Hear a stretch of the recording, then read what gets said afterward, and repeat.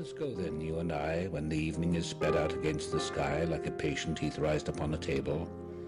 Let us go through certain half-deserted streets, the muttering retreats of restless nights in one-night cheap hotels, and sawdust restaurants with oyster shells, streets that follow like a tedious argument of insidious intent to lead you to an overwhelming question. Oh, do not ask what is it. Let us go and make our visit. In the room the women come and go, talking of Michelangelo. The yellow fog that rubs its back upon the window panes, the yellow smoke that rubs its muzzle on the window panes, licked its tongue into the corners of the evening, lingered upon the pools that stand in drains, let fall upon its back the soot that falls from chimneys, slipped by the terrace, made a sudden leap, and seeing that it was a soft October night, curled once about the house and fell asleep. And indeed there will be time for the yellow smoke that slides along the street, rubbing its back upon the window panes. There will be time to prepare a face to meet the faces that you meet. There will be time to murder and create, and time for all the works and days of hands that lift and drop a question on your plate. Time for you and time for me, and time yet for 100 indecisions and for 100 visions and revisions before the taking of a toast and tea. In the room the women come and go, talking of Michelangelo. And indeed there will be time to wonder, do I dare, and do I dare? Time to turn back and descend the stair with a bald spot in the middle of my hair. They will say, how his hair is growing thin. My morning coat, my collar mounting firmly to the chin, my necktie rich and modest but asserted by a simple pin. They will say, but how his arms and legs are thin. Do I dare disturb the universe? In a minute there is time for decisions and revisions, which a minute will reverse. For I have known them all already, known them all. Have known the evenings, mornings, afternoons. I have measured out my life with coffee spoons. I know the voices dying with a dying fall beneath the music from a farther room, so how should I presume?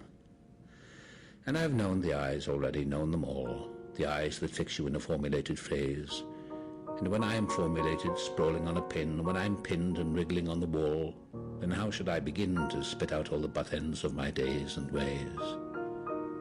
And how should I presume?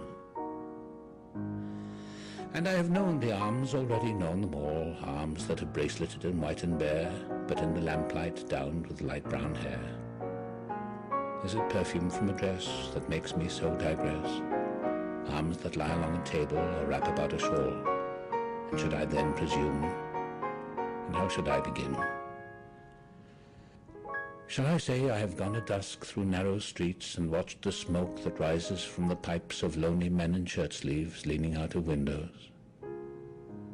I should have been a pair of ragged claws scuttling across the floors of silent seas.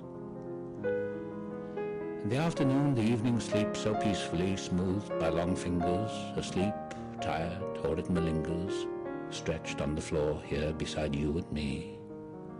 Should I, after tea and cakes and ices, have the strength to force the moment to its crisis? But though I have wept and fasted, wept and prayed, though I have seen my head, grown slightly bald, brought in upon a platter, I am no prophet, and here's no great matter.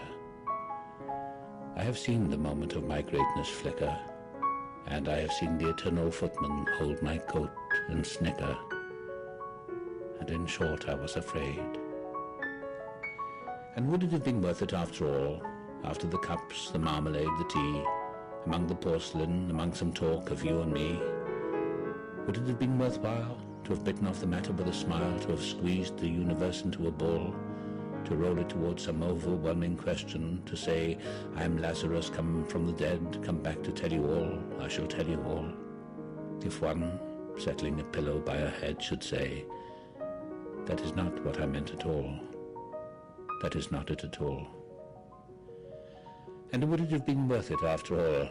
Would it have been worthwhile after the sunsets and the dooryards and the sprinkled streets, after the novels, after the teacups, after the skirts that trail along the floor, and this and so much more?